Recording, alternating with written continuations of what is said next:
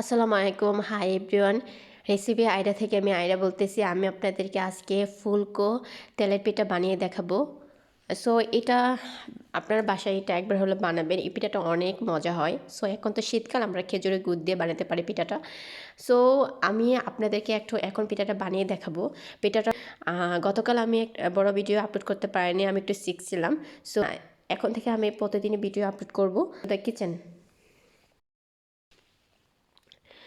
আমি 1 কাপ চালের গুঁড়া দিয়েছি, তার সাথে আমি 1 কাপ ময়দা দিয়ে দিচ্ছি। আমি দুধ দিয়ে দিচ্ছি আধা কাপ, আর লবণ দিয়ে দিচ্ছি পরিমাণ মতো। আমি 1 চামচ লবণ দিয়েছি, আপনারা 1 চামচ দিতে পারেন। এখন আমি খেজুরের গুড় দিয়ে আজকে আমি ফুলকো তেলের পিঠাটা বানাবো।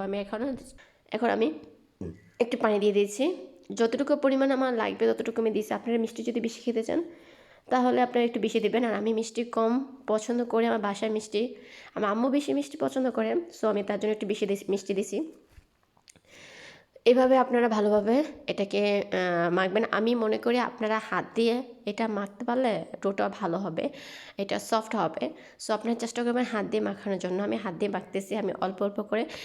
আমি কুসুম গরম পানি ইউজ করছি, আপনারা কুসুম গরম পানি ইউজ করবেন।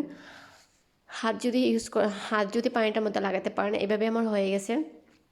আরেকটা কথা, আমার একটা স্কিপ হয়ে গেছে, নারকেলটা আমি দিয়ে দিচ্ছি এখন।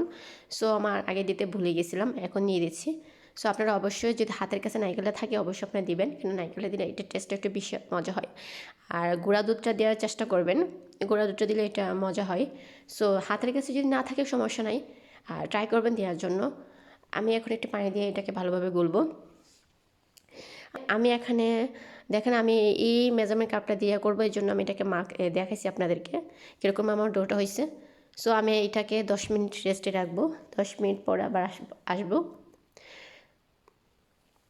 10 মিনিট পর আসতেছি। 10 মিনিট পর আসলাম, দেখেন আমি 10 মিনিট পরে আসলাম। আমার ডোটা কীরকম হয়েছে। আমি আজকে চামিচ দিয়ে বানাবো না, আমি আজকে মেজারমেন্ট কাপটা বানাবো। তেলটা গরম করে রেখেছি, দেখেন আমি দিয়ে দিচ্ছি একটা। আপনারা চামচ দিয়েও দিতে পারেন।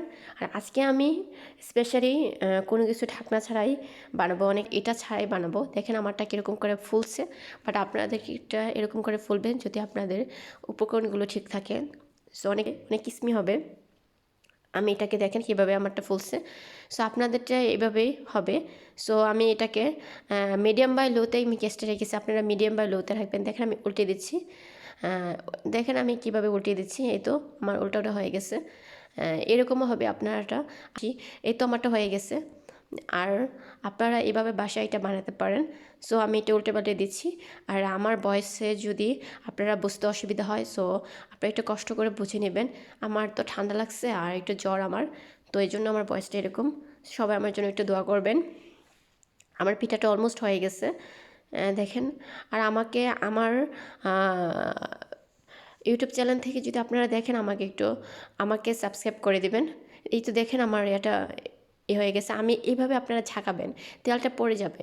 আমি এভাবে ঝাঁকাচ্ছি যাতে তেলটা পড়ে যায়। তেলটা যদি পড়ে যায় খেতে একটু, অনেকে তেল বেশি খেলে আমাদের গ্যাস্ট্রিকে প্রবলেম হয়ে যায়। আপনারা অবশ্যই তেলটা ছাঁকাবেন যাতে পড়ে যায়, পিঠাটা ছাঁকাবেন। সো আমি পিঠাটা ছাঁকাচ্ছি। এই তো আমার একটা পিঠা হয়ে গেছে, আমি আরেকটা পিঠা দিয়ে দিচ্ছি আপনাদের সুবিধা থেকে।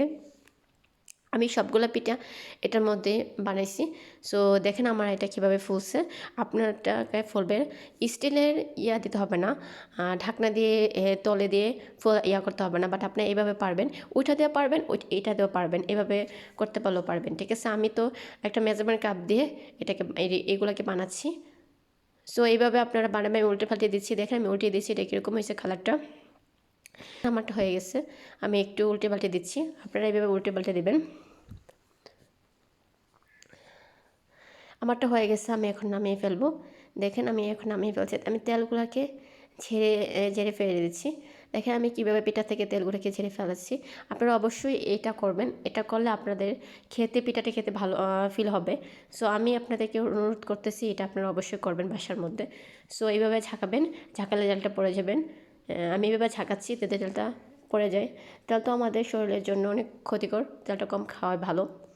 সো আমি এটাকে এবার ঝাঁকিয়ে ঝাঁকিয়ে এটাকে তেলটা পড়াচ্ছি। আমার পিঠার মধ্যে কোনো তেল এনে এটা আপনার এইভাবে করলে তেলটা কম হবে, খেতে আপনারা ভালো ফিল করবেন। আমার অলমোস্ট হয়ে গেছে পিঠাটা। এখন আমি এটাকে পরিবেশন করব, আপনাদেরকে দেখাবো পিঠাগুলো কীরকম হয়েছে। দেখেন আমার পিঠাগুলো কীরকম হয়েছে। আমি আপনাদেরকে একটা ভেঙে দেখাচ্ছি পিঠা, এটা কীরকম হয়েছে পিঠাটা।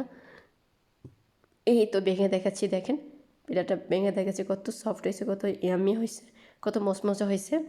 সো আমার রেসিপিটা যদি আপনাদের কাছে ভালো লেগে থাকে, আপনারা আমাকে লাইক, শেয়ার, কমেন্ট ও সাবস্ক্রাইব করে দিবেন। আমার চ্যানেলটা নতুন, আপনারা আমাকে একটু সাবস্ক্রাইব করে দিন। আর আপনারা আমার পাশে থাকবেন নেক্সট ভিডিওর জন্য। সবাই ভালো থাকবেন, সুস্থ থাকবেন। আল্লাহ হাফেজ।